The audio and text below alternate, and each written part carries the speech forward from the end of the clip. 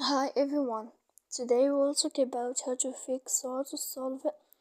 Facebook isn't responding. To know how to fix or how to solve it, Facebook isn't responding, you should just go to settings like this. We will click.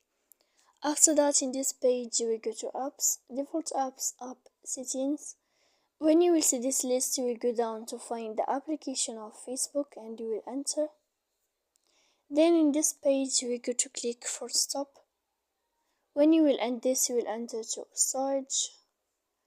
After that, we click clear cache. Then you will go to click clear data. And when you will end all this stuff here, as you see, you can turn off your phone. So please don't forget to support us by like and subscribe. See you next time in another video, and thank you for your attention.